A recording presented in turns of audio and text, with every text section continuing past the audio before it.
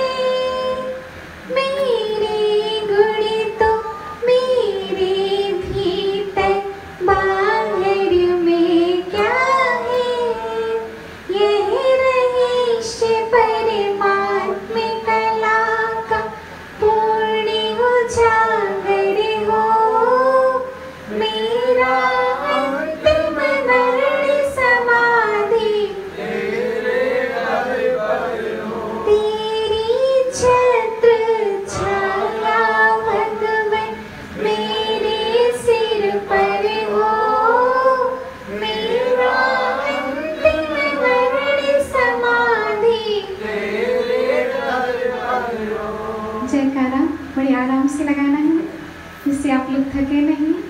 बोलिए अनंतम शुद्ध परमेष्टि भगवान की, हर्षि आदिनाथ भगवान की, शासननाथ श्री महावीर भगवान की, आचार्य भवन श्री कुंद कुंद स्वामी की, नए चक्रवर्ती शास्त्र कवि मंगुर महाराज भवन श्री विभव सागर जी महाराज की, पर्युषण महापर्व की, उत्तम आर्यो धर्म की, वंदनी आर्का ओम श्री माता जी की जय, वंदनी आर्का संघ की जय। प्रिय आत्मन, हे मां जिनवाणी तेरी जय हो, सदा विजय हो।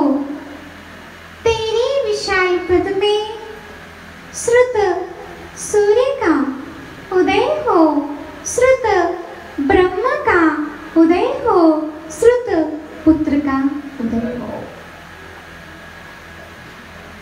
पर्युषण महापर्व के प्रथम दिवस में हमने क्रोध का त्याग किया। क्रोध अगर हम करते हैं तो सामने वाले को दिख जाता है। मान अगर हम करते हैं तो वह भी थोड़ा दिख जाता है। लेकिन आज का दिन कौन सा है? किसको हटाने के लिए है? मायाचारी को हटाने के लिए है, छल कपट को हटाने के लिए है, बहाने को हटाने के लिए है। ऐसा उत्तम आर्य धर्म है, क्योंकि चार दशाएं होती हैं। कौन कौन सी? क्रोध, मान, माया। क्रोध दिख जाता है, क्रोध में व्यक्ति अंधा हो जाता है, उसको कुछ दिखाई नहीं देता। लोग कहते हैं क्रोध आए तो पानी पी लेना चाहिए। क्या करना चाहिए पंडित जी? पानी पी लेना चाहिए। क्रोध आए तो मुख में पानी भर लेना चाहिए। अरे मुख में पानी भरने से क्रोध नहीं जाता, हृदय में जिनवाणी भरने से क्रोध जाता है। अगर मुख में पानी भरने से नमन भैया क्रोध जाता तो मछली तो दिन भर पानी में रहती है। उसके अंदर में क्रोध का अभाव हो जाना चाहिए है, लेकिन ऐसा नहीं होता। क्रोध दिखता है, मान भी किंचित दिख जाता है। लेकिन आज जो दिवस है दीपक भैया, वह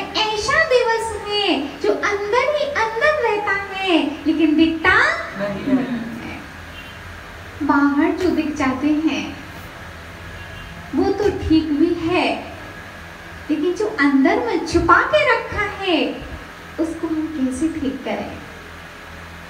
तो पूज्य आचार्य भगवान कहते हैं कि उत्तम आर्जव धर्म हमें मात्र यही सिखाता है, एकदम सरल हो जाओ।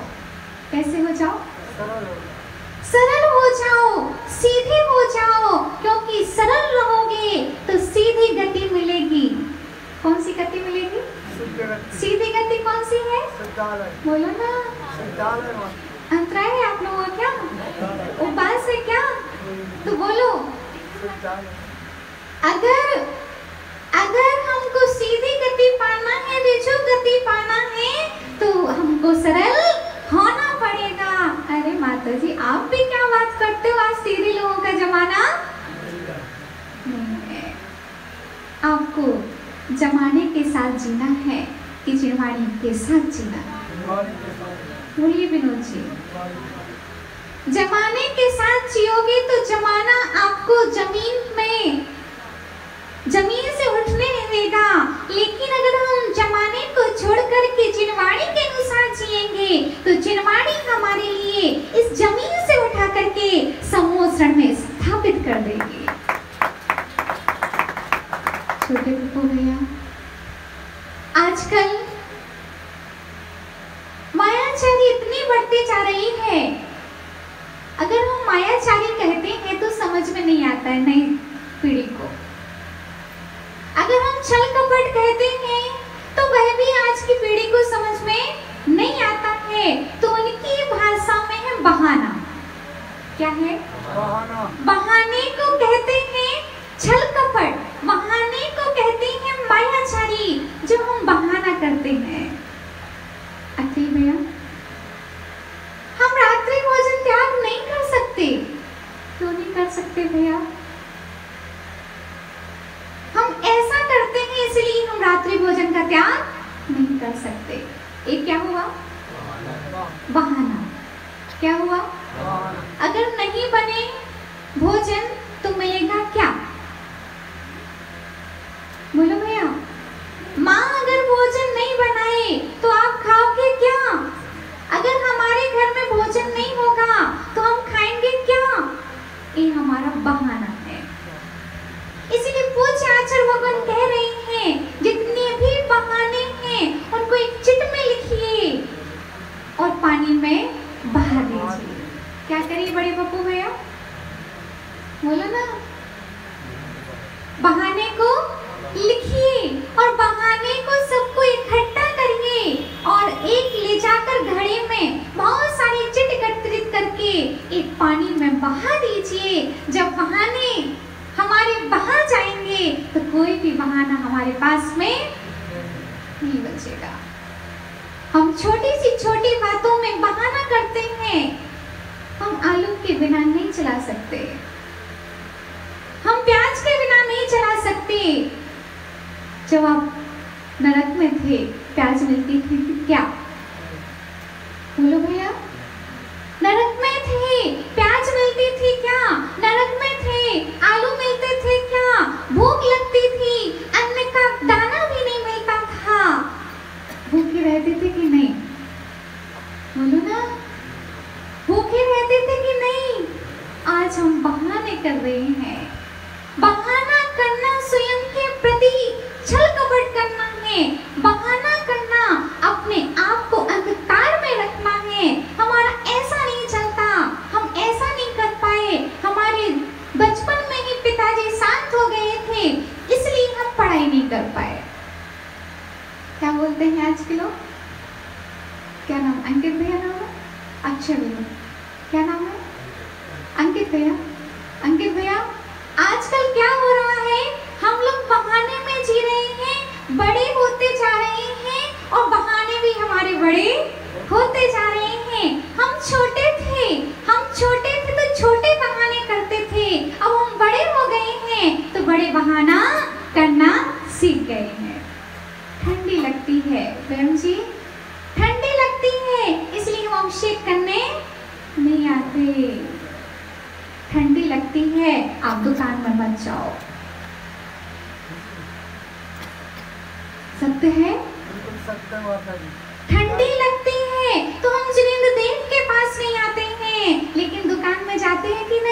माता जी आपको वहाँ ठंडी नहीं लगती है क्या? लगती है। हम एकासन नहीं कर सकते माता जी। और दुकान पर बैठते हैं, ग्राहक सामने दिखता है, थाली भी सामने होती है, तो कौन चीज को स्वीकार करते हैं आप? ग्राहक को स्वीकार करते हैं कि भोजन की थाली को स्वीकार करते हैं? बोलो ना। ग्राहक को। किसको? ग्राहक को। अच्छा अनुभव है। ग्राहक को स्वीकार करते हैं, भोजन की थाली को स्वीकार नहीं करते हैं। तो जब वहाँ कंट्रोल हो सकता है तो जीवन में भी कंट्रोल हो सकता है। इसीलिए प्रिय अर्थवन, हमें चाहिए बहानों को बहाएं हम, क्योंकि पूज्य गुरुवर कहते हैं कि आजकल बहाने के लिए कोई कोचिंग नहीं पढ़ाई जाती, बहाने बनाने के लिए कोई ट्यूशन नहीं खोली जाती, बहाने बनाने के लिए कोई टीचर की आवश्यकता नहीं होती। छोटे से छोटा बच्चा और बड़े से बड़ा आदमी आज बहाना बना के जानता है। हमारे पिताजी नहीं थे, इसलिए हम पढ़ नहीं पाए। मेरी माँ नहीं थी, इसलिए हम पढ़ नहीं पाए। मेरी दूसरी माँ थी, इसलिए हम आगे नहीं बढ़ पाए। मेरे पास में ज्यादा पैसा नहीं था, इसलिए मैं आगे नहीं बढ़ पाया। मैं बहुत सुंदर नहीं था देखने में, इसलिए मैं आगे नहीं बढ़ पाया। मैं छोटे कद का था, पप्पू भैया, मैं छोटे कद का था, इसलिए कुछ नहीं कर पाया। मैं बहुत लंबा था, इसलिए मैं कुछ नहीं कर पाया। ये क्या है? बोलो माताओ, क्या है? आप ही बोलो। ये सब बहाने हैं। अब्दुल कलाम कौन से अमीर थे जन्म से? आपको उत्तर देना है। अब्दुल कलाम हमारे बीच में हुए हैं, वह कौन से जन्म से अमीर थे? क्या करते थे बहनों? जन्म से गरीब थे, हैं? झाड़ू भी लगाई है उन्होंने हर जगह। इतनी स्टैंडर्ड तरीके से झाड़ू लगाते थे कि किसी ने उनको देखा कि इसके झाड़ू लगाने का तरीका इतना अच्छा है, तो ये बड़े होकर के कुछ अवश्य कर सकता है।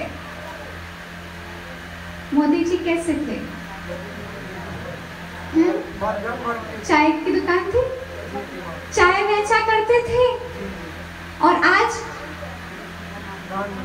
प्रधानमंत्री बन गए। हमारी तो माता जी चाय की दुकान है, हमारे पास तो कुछ नहीं है। छोटी सोच रखोगे, छोटी सोच रखोगे, छोटे होते जाओगे, बड़ी सोच रखोगे, अपने आप बड़े हो जाओगे। एक बार की बात है, हमारे बीच में बड़े पप्पू भैया आए और हमने उनसे एक चर्चा की। चर्चा के माध्यम से एक विषय सामने आया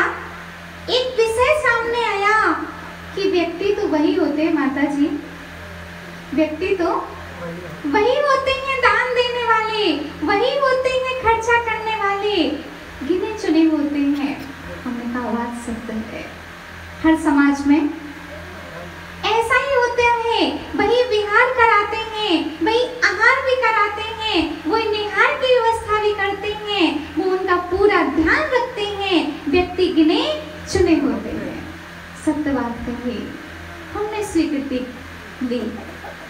और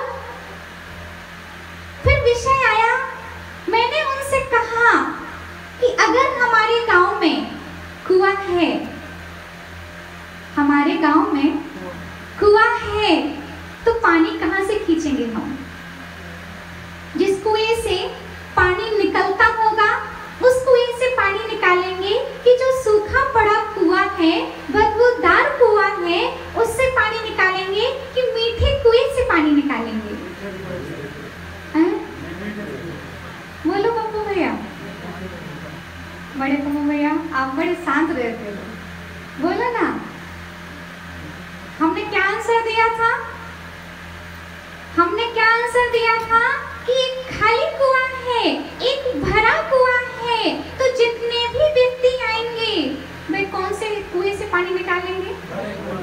बोलो ना मामा जी, मीठे कुएं से, भरे कुएं से कि खाली कुएं, बदबूदार कुएं से? मीठे कुएं से। कौन कौन भरेगा? बोलो बोलो ना अच्छे से। सभी लोग भरेंगे। ऐसा कौन है जो खाली कुएं से पानी भरेगा? भैया बोलो, खाली कुएं से पानी कौन भरता? हमेशा जो भी आता है भरे कुएं से पानी भरता है, क्योंकि अगर गड्ढे से पानी निकालेंगे तो गड्ढे का पानी गंदा निकलेगा, और कुएं से पानी निकालेंगे तो कुएं का पानी स्वच्छ निकलेगा। इसलिए चाहे तो आचार्य विशुद्ध सागर जी आ जाएं, उसी कुएं से पानी निकालेंगे, चाहे आचार्य विमल सागर जी आ जाएं, उसी कुएं से पानी निकालेंगे, चाहे आचार्य विभव सागर जी आ जाएं, उसी कुएं से पानी निकालेंगे, चाहे आपके बीच में आपकी छोटी सी बेटी ओम श्री माता जी आ जाएं, तो कौन से कुएं से पानी निकालेंगे?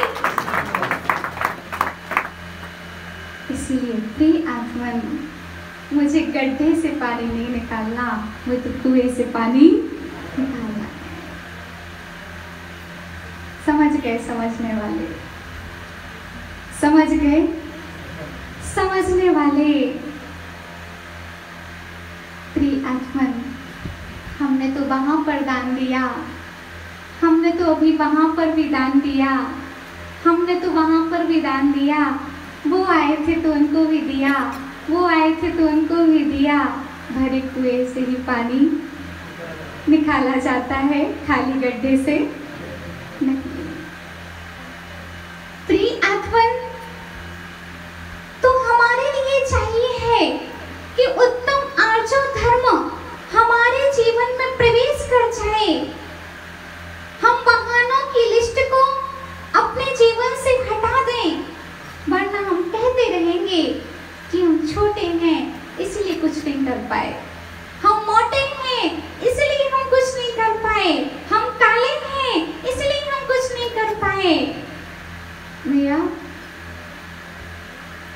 जो बोरिंग मशीन वाले आते हैं ना, बोरिंग करते हैं, वो कहाँ के आते हैं? लगभग हैं कर्नाटक वगैरह के आते हैं। कैसे लगते हैं वो देखने में? बोलो, कुछ करते हैं कि नहीं करते हैं? अभी राष्ट्रपति कौन बनी है? द्रौपदी मुर्मू। फोटो देखा है उसका? देखा है उसको वीडियो में? कैसे दिखती है? हैं? इसीलिए दिखने वाला बहाना छोड़ दीजिए। एक असुंदर व्यक्ति भी सुंदर कार्य कर सकता है, और सुंदर व्यक्ति भी असुंदर कार्य कर सकता है। जिस हीरोइन को आप अच्छा मानते हो, टीवी में देखते हो, बहुत सुंदर रूप होता है, लेकिन उनका चारित्र एकदम जीरो होता है। इसीलिए प्रिय आत्मन, हमारे लिए चाहिए है कि बहानों की लिस्ट को हम बंद कर दें और विश्वास करें अपने ऊपर, विश्वास करें अपने गुरुओं पर, विश्वास करें अपने प्रभुओं पर, विश्वास करें जिनवाणी पर। छल कपट से दूर, सादा जीवन, उच्च विचार। कौन सा? सादा जीवन, उच्च विचार रखें, सिंपल जीवन रखें, तब हमारी उन्नति होगी। क्योंकि भैया, बड़े से बड़ा बिजनेसमैन भी अगर ईमानदार होगा तो वही उन्नति कर पाता है। अगर हम किसी के बीच में विश्वासघात करते हैं, छल कपट करते हैं, तो व्यापार भी ठीक नहीं चल पाता। जब ईमानदारी से व्यापार चलता है तो ईमानदारी से हमारा जीवन भी चलता है। इसीलिए भैया, अपने प्रति ईमानदार बनो, किसी के साथ में धोखा मत करो, किसी का विश्वासघात है तो बड़ा दुख होता है। जीवन में जितनी इज्जत बनाई जाती है वो एक पल में भी नष्ट हो जाती है। इज्जत बनाने में जीवन लगता है और इज्जत गिनने में 1 मिनट भी नहीं लगता है। अखबार के फ्रंट पेज पर लिखा आ जाए एक लाइन, उतने में हम जमीन आसमान से जमीन पर आ जाते हैं। इसीलिए किसी के साथ में धोखा मत करिए, किसी के पास में विश्वासघात नहीं कीजिए। हमेशा नंबर 1 का कार्य कीजिए। नंबर 1 का जो काम करेगा वो नंबर 1 पर रहेगा। और अगर हमने मिलावट की, छल कपट किया, घी में डालडा मिलाया, घी में आलू मिलाए और काली मिर्ची में पपीते के बीज मिलाए, क्या किया? पपीते के बीज मिलाए, तो भैया छल कपट हो जाएगा, छल कपट हो जाएगा। मायाचारी हमारे लिए वहां ले जाएगी जहां मुझे जाना नहीं चाहिए था। एक बात ध्यान में रखना, अगर हम वो करते हैं जो हमें करना नहीं चाहिए तो हमें वह मिलता है जो हमें मिलना नहीं चाहिए। समझ रहे भैया? अगर हम वह करते हैं जो हमें करना नहीं चाहिए तो हमें वह मिलता है जो हमें मिलना नहीं चाहिए। माया त्रैगुण्यस्य, माया त्रैगुण्यस्य, मायाचारी करने से हमारे लिए त्रैंच गति मिलती है। बैल बनना पड़ता है, हाथी बनना पड़ता है। हम ज्यादा नाक के सवाल का करते हैं कि मेरी तो इतनी बड़ी इज्जत है, हमारी तो बड़ी नाक है। अरे बड़ी नाक तो एक हाथी की भी होती है। क्या? बड़ी नाक तो हाथी की भी होती है। हाथी की पर्याय में हमारी इतनी बड़ी नाक थी कि जमीन पर लटकती थी। अब और कितनी बड़ी नाक चाहिए हमको? चाहिए क्या?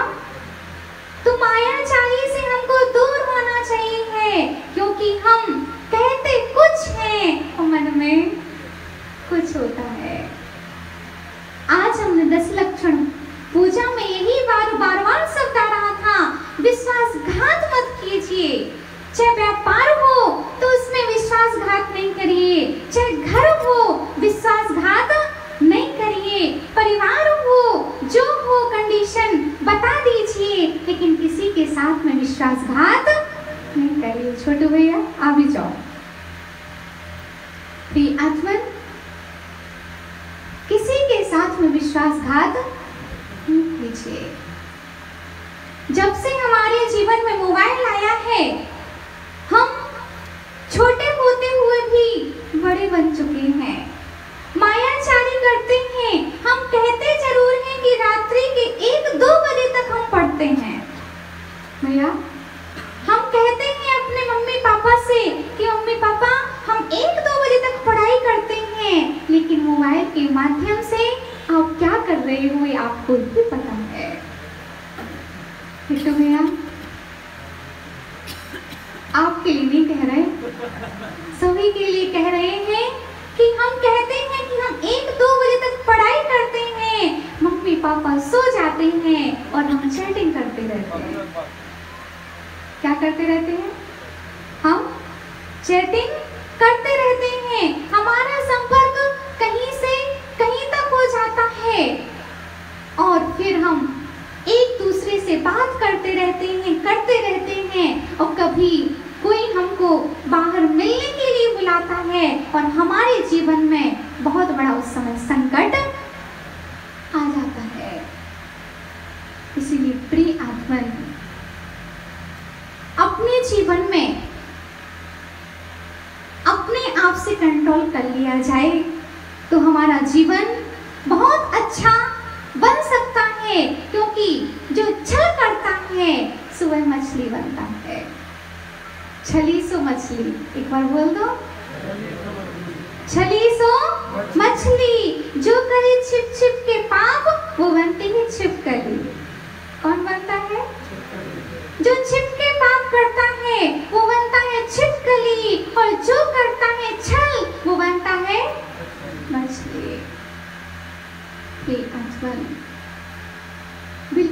छल कपट मत कीजिए, कोई बहाने नहीं बनाइए। हमारे पास में पैसे नहीं है इसलिए हम ऐसा नहीं कर पाए।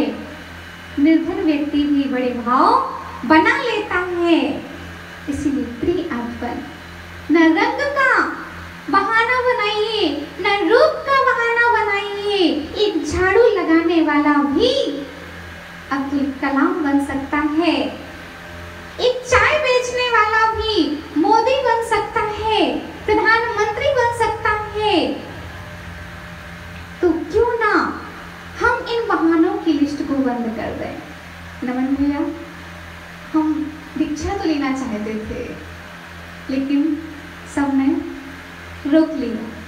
क्या कर लिया? सबने हमको रोक लिया। ये क्या हुआ हमारा? बोलो ना पंडित जी, हमारा एक बहाना हुआ, क्योंकि राग ने मुझको रोका है, मेरे मोह ने ही मुझको बांधा है। छोटू भैया,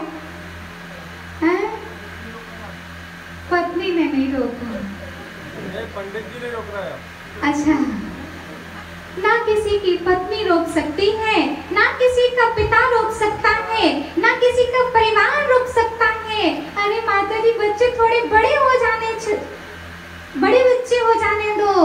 अरे भैया, अरे ऐसी स्थिति थी पहले कि गर्भ में शिशु है और रास लग करके वन को चले गए।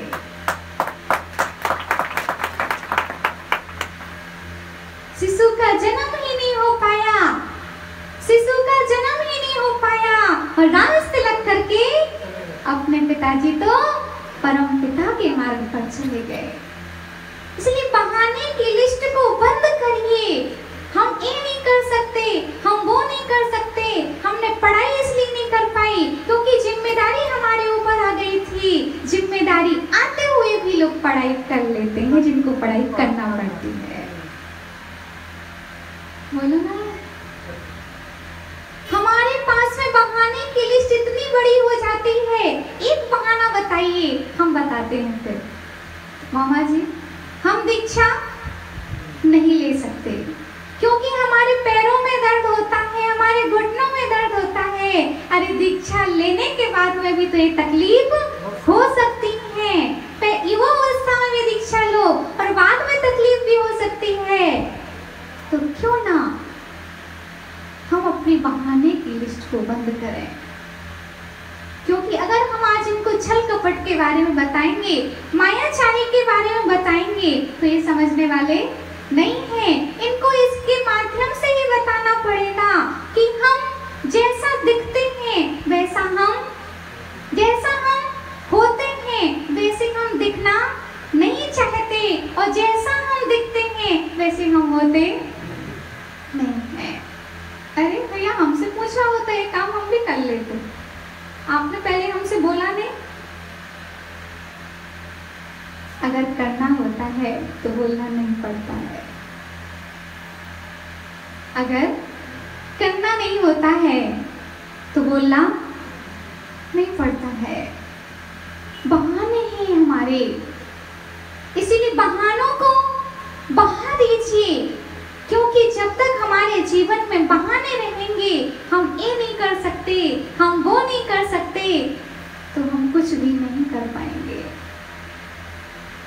अपने प्रति ईमानदार बनो। मोबाइल के कारण हमें अपने मम्मी पापा से दूर होना पड़ता है। पढ़ाई करते हैं, हम पढ़ाई करते हैं, माता पिता सो जाते हैं, कभी उनको मालूम चल जाता है तो फिर हम फेस नहीं कर पाते हैं, एक दूसरे को प्रेम की नजर से नहीं देख पाते हैं। अगर किसी पर शंका हो जाए ना कि ये ऐसा है, तो फिर अपन जितना प्रेम करना चाहते हैं उतना प्रेम नहीं कर पाते हैं। ऐसा क्यों होता है? क्योंकि तुमने अपने माता पिता के साथ में विश्वासघात किया है। और जब मालूम चल जाता है कि मेरे माता पिता को मेरे बारे में मालूम चल गया है, तो फिर नजरें नहीं मिला पाते हैं, और नजरें नहीं मिला पाते हैं तो एक दिन ऐसा होता है कि हम अपने माता पिता से कह देते हैं कि मुझे इस जेल में नहीं रहना। क्या नहीं रहना? कहाँ नहीं रहना? जो घर स्वर्ग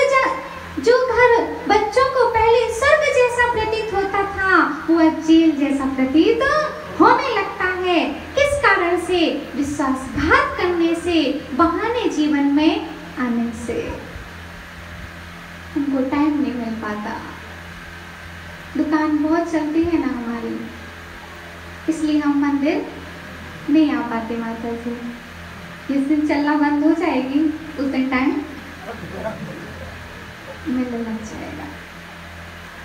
दुख में सुमरन सब करें और सुख में करे ना कोई। अगर दुख में सुख में सुमरन कर लिया होता तो दुख काहे को होता? दुख क्यों होता? अगर हम जीवन अपना संयममय जिएंगे, जीवन हम सरल जिएंगे। आज हमारे लिए एक ही नियम लेकर के जाना है, हमें किसी के जीवन में विश्वासघात नहीं करना है। क्या नहीं करना है भैया? जीवन में चाहे भाई हो, चाहे परिवार हो, चाहे समाज हो, चाहे व्यापार हो, लेकिन किसी के साथ में विश्वासघात मत करना। चीज देना हो तो भैया अच्छी देना, क्वालिटी की देना, लेकिन मिलावट वाली बिल्कुल भी नहीं देना। क्योंकि अभी हम मिलावट कर सकते हैं, अभी हम छल कपट कर सकते हैं, अभी मुनाफा हमें दुकान में मिल सकता है, लेकिन भोगना हमको नरक में ना पड़े। इसीलिए प्रिय आत्मन, हमारे लिए चाहिए है कि हम सरल बने। कठिन बनना सरल है, ये तो भैया कठिन बनना सरल है, लेकिन सरल बनना कठिन है। क्या है? ये व्यक्ति तो बहुत टेढ़े टापटे हैं, सरल है बनना, लेकिन ये व्यक्ति सीधे हैं, सीधा बनना एकदम कठिन है। कार्टून बनाया है कभी? पेंसिल से ड्रॉ किया है? कैसे बन जाता है? फटाफट, बिना स्केल की सहायता के। अगर कार्टून बनाना हो तो स्केल की सहायता नहीं लेनी पड़ती है, फटाफट से इस पेंसिल का सहारा लेते हो, कार्टून तैयार हो जाता है। लेकिन अगर हमें भगवान की प्रतिमा बनानी हो तो टाइम लगता है। अगर हमें एक सीधी रेखा खींचनी हो, कैसी रेखा खींचनी हो? एकदम सीधी रेखा खींचनी हो तो फिर हमें स्केल की सहायता लेनी पड़ती है। सीधी रेखा वाला कोण कितने अंश का बनता है? बोलो, सीधी अंश सीधा बनता है क्या वो? 180 अंश का बनता है। कितने अंश का बनता है भैया? 180 अंश का बनता है। सीधा अगर हमको कोण बनाना है तो उसमें हमको मिलते हैं 180 अंश। अगर टेढ़ा बनाना है, एल आकार का बनाना है, तो उसमें मिलते हैं हमको 90 अंश। कितने मिलते हैं? इस मैथ से भी अपना जीवन का सवाल हल कर सकते हैं हम कि अगर टेढ़े रहेंगे तो कितने अंश मिले? कितने अंश? 90 अंश मिले। और हमने सीधी रेखा खींची तो उसमें हमको अंश कितने मिले? 180 अंक मिले। तो टेढ़े रहने में हमको 90 अंश मिलते हैं, लेकिन सीधे रहने में हमको 180 अंश मिलते हैं। तो माता जी थोड़ा स्ट्रिक्ट होना चाहिए, इतना सीधा काम नहीं चलता है। तो बोलो, सीधा होना अच्छी बात है कि टेढ़ा होना अच्छी बात है? इसलिए सीधी गति हमको पाना है तो अभी से सीधे मार्ग पर आ जाना चाहिए है। क्योंकि प्रिय आत्मन, जीवन हमारा है, निर्णय किसी का नहीं। जीवन किसका है नमन भैया? पिताजी का, आपकी, आपका है? निर्णय किसका होगा फिर? निर्णय किसका होना चाहिए है? जीवन हमारा, निर्णय किसी और का ये नहीं होना चाहिए है। जीवन मेरा तो फिर निर्णय भी मेरा होना चाहिए है। इसीलिए प्रिय आत्मन, थाली में हाथ लगाते हो पूजन में? पूजन में जब हम पूजन करते हैं तो एक द्रव्य चढ़ाता है और दूसरा हाथ लगाता है। तो भैया जब पूजन हम करते हैं तो थाली में हाथ लगा देते हैं। तो आज ऐसा करना, घर में जाना, ये पूजन की थाली है तो हाथ लगाते हो, घर में जाना तो भोजन की थाली आपके सामने होगी और आपकी बेटे की माँ नमोरी हंताड़ो। छोटू भैया क्या करना चाहिए है? पूजन में हम हाथ लगाते हैं, एक चढ़ाता है, एक हाथ लगाते हैं, क्योंकि भगवान तो कुछ बोलते ही नहीं है। इसीलिए प्रिय आत्मन आज घर में जाना और भोजन अपनी बेटे की माँ को कराना। किसको कराना है? बेटी की माँ को कराना, सासों की बिटिया को कराना, और हाथ लगाना सिर्फ आपने करना। भूख मिटेगी क्या? नहीं मिटेगी माँ। बोलो ना। नहीं मिटेगी भूख। तो फिर अपना अपना जब भूख पेट तभी भरेगा जब आप ग्रहण करोगे। आपका आपके साथ में जाएगा और आपका आपके साथ में जाएगा। इसीलिए सरल होइए, एकदम सिंपल जीवन जिए, क्योंकि सादगी में ही सबसे बड़ी सुंदरता होती है। छल कपट मत कीजिए।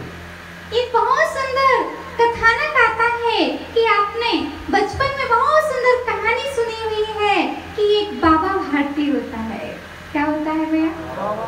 एक बाबा भारती होता है और डाकू कौन सा होता है? खड़क सिंह। कौन सा होता है? डाकू खड़क सिंह होता है। जैसे बोलते थे ना अपन, खड़क सिंह के खड़कने से खड़कती हैं खिड़कियां। तो भैया हम आपको बता रहे हैं कि खड़क सिंह था और बाबा भारती थे। बाबा भारती का छोटे पप्पू भैया एक बड़ा सुंदर घोड़ा था। कैसा था? बहुत सुंदर घोड़ा था। और बाबा भारती अपने घोड़े से बड़ा ही प्रेम करते थे, बड़े ही दयालु थे, बड़े ही सरल थे। और सरल व्यक्ति को ठगा जल्दी जाता है भैया, लेकिन यहाँ ठग सकते हो, ऊपर नहीं ठग सकते हो। बाबा भारती अपने घोड़े पर सवार होकर के जा रहे थे, दयालु थे, सरल थे, और बीच में डाकू खड़क सिंह मिलता है। कौन मिलता है? बीच में डाकू खड़क सिंह मिलता है। जी तो भैया क्या मिलता है?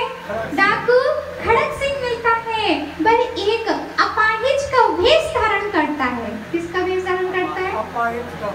एक अपाहिज का वेश धारण करता है और चलते नहीं बनता, ऐसा रौल कर लेता है, झाड़ुओं में छुप जाता है। जैसे ही बाबा भारती का घोड़ा सामने आता है और बाबा भारती आते हैं तो वह क्या करता है कि भैया हमसे चलते नहीं बनता। क्या बोला? हमसे चलते नहीं बनता, मैं विकलांग हूँ। और वेश दूसरा बनाया था। बाबा भारती को उस पर दया आ जाती है, करुणा आ जाती है, दया की भावना आ जाती है। और दया की भावना के कारण बाबा भारती अपने घोड़े से उतर जाते हैं और किसको बिठा देते हैं? डाकू खड़क सिंह को बिठा देते हैं। और वह थोड़ी देर तक तो खड़क सिंह धीरे धीरे चलता है, लेकिन क्या करता है? जरा सा पीछे मुड़कर देखता है और अपने घोड़े की रफ्तार तेज कर लेता है। और फिर खड़क सिंह आगे बढ़ता जाता है। बाबा भारती समझ जाते हैं कि ये डाकू खड़क सिंह था, इसने मुझे ठग लिया। लेकिन उन्होंने आवाज दी कि अगर तुम्हें मेरा घोड़ा चाहिए है तो ले जाओ। क्या चाहिए है? अगर मेरा घोड़ा चाहिए है ले जाओ, लेकिन किसी से कहना नहीं। देखो भैया, अगर आपको घोड़ा चाहिए है तो ले जाओ, लेकिन किसी से कहना नहीं। क्यों नहीं कहना? क्योंकि अगर तुम कह दोगे तो बाहर में प्रचार हो जाएगा कि एक गरीब व्यक्ति था, अपाहिज था और वह घोड़ा लेकर के चला गया। कोई अपाहिज पर विश्वास नहीं करेगा, कोई गरीब व्यक्ति पर फिर विश्वास नहीं करेगा। इसलिए तुम किसी से कहना नहीं, घोड़ा ले जाओ। 4-5 दिन हो गए, 10 दिन हो गए, डाकू खड़क सिंह को नींद नहीं आती थी। जब ज्यादा चिंता होती है तब नींद नहीं आती है, या ज्यादा खुशी होती है तब नींद नहीं आती है, और ज्यादा सुख होता है तब भी नींद नहीं आती है। भाई आत्मग्लानि से ओतप्रोत खड़ग सिंह को आखिरकार बाबा भारती को घोड़ा लौटाना पड़ा। बाबा भारती ने नहीं कहा था कि घोड़ा लौटाओ।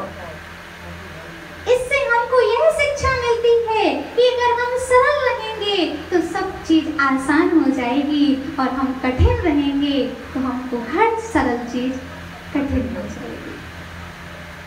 इसीलिए प्रिय आत्मन, पैर में अगर कांटा हो तो हम जमीन पर अच्छे से नहीं चल पाते। मधु जी, पैर में अगर कांटा हो तो हम जमीन पर नहीं अच्छे से चल पाते, और जीवन में अगर शल्य हो तो जीवन में हम अच्छे से नहीं चल पाते। इसीलिए पैर में कांटा हो तो पैर को नहीं, कांटे को निकालिए, और अगर जीवन में कोई शल्य है तो जीवन का अंत नहीं, शल्य का अंत कीजिए। ईमानदार बनिए। आज आर के मार्वल ईमानदार हैं, इसीलिए सक्सेसफुल है। छल कपट का कोई काम नहीं है, मिलावट का कोई काम नहीं है। इसलिए ऊंचाइयों को पाना है तो इन चीजों से हमको दूर हटना होगा, और अपने प्रति मुझे ईमानदार बनना होगा, क्योंकि ईमानदार बने बिना मेरा जीवन अच्छा नहीं बनेगा। अगर हम फोटो खिंचाने गए, नमन भैया, फोटो खिंचाने गए, फोटो खींची, कितने की जीतू भैया? 25 रुपए की। कितने की? 25 रुपए की। अब आपको क्या करना है? फोटो तो खिंचवानी है, लेकिन सावधान किसको खड़ा होना पड़ेगा? फोटोग्राफर को कि आपको?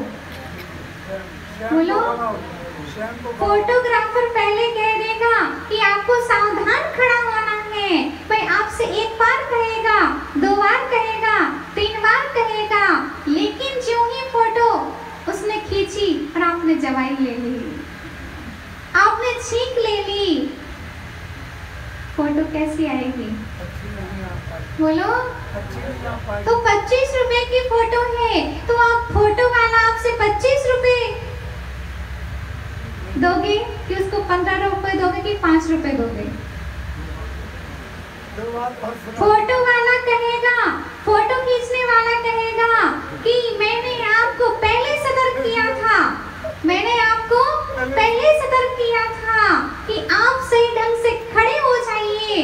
25 रुपए का फोटो है, अब आप उसको 5 रुपए में भी खरीदना नहीं चाहोगे, लेकिन आपको पैसे देने पड़ेंगे। फोटोग्राफर कहेगा मैंने आपको पहले सतर्क किया था, आप सुधर जाइए, आप सुधर जाइए, और सुधरोगे नहीं तो आपको फोटो भी काम में नहीं आएगी और पैसे तो आपको देने पड़ेंगे। इसीलिए प्रिय आत्मन, एकदम सादा जीवन जीने का है। कैसा जीवन जीने का है भैया? एकदम सादा जीवन जीने का है। किसी को धोखा मत दो, किसी को धोखा देना निज आत्मा को धोखा देना है, अपने आप को धोखा देना है। इसीलिए प्रिय आत्मन, चाहे गुरु और शिष्य का संबंध हो, वह विश्वास पर खड़ा होता है। जब तक विश्वास है तब तक गुरु और शिष्य का संबंध है। जब तक विश्वास है तो हमारे परिवार में हमारा संबंध मजबूत रहता है। जब तक विश्वास व्यापारी को ग्राहक से है, ग्राहक को व्यापारी से है, तब तक व्यापार चलता है। मिलावट एक दिन चल सकती है, सजावट एक दिन चल सकती है, लेकिन हमेशा नहीं चल सकती। वो बड़े, इतने बड़े व्यक्ति हैं, क्यों हैं? क्योंकि इतने ईमानदार हैं। क्या है? ईमानदार होइए। कोई भी बहाना नहीं करिए कि मैं ऐसा नहीं कर सकता, मेरे घर में ऐसा नहीं था तो मैंने ऐसा नहीं किया। क्योंकि मायाचारी अगर हम करेंगे, बहाना बनाएंगे तो उन्नति नहीं कर पाएंगे। बहाना ऐसा अंधकार है जो स्वयं को अंधकार में रखता है। कैसा रखता है भैया? बहाना एक ऐसा अंधकार